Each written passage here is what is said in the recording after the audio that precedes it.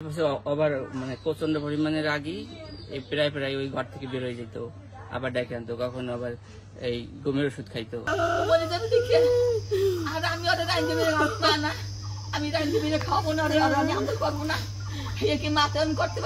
স্বামী পলাশ সাহার আকস্মিক মৃত্যু যেন জীবন্ত মৃত্যু নিয়ে এসেছে সুস্মিতার জীবনে। ভেঙে পড়েছেন মানসিক ও শারীরিকভাবে। গত কয়েকদিন ধরেই বন্ধ করে দিয়েছেন খাওয়া দাওয়া, এক ফোঁটা জলও মুখে দেননি।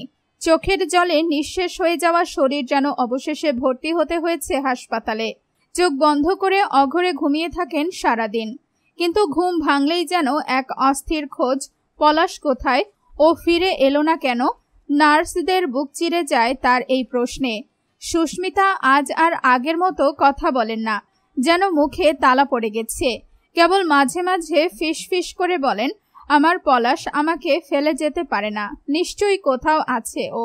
তার হাতের মুঠোয় এখনো মোবাইল ফোন, যেখানে রয়েছে স্বামীর শেষ পাঠানো হোয়াটসঅ্যাপ মেসেজগুলো। প্রতিবার খুলে দেখেন আর চোখের পানি লুকাতে পারেন না। ডাক্তারেরা বলছেন শুধু ঔষধে নয়, এই রোগীর সবচেয়ে বেশি প্রয়োজন সহচর্য, সহানুভূতি আর ভালোবাসা।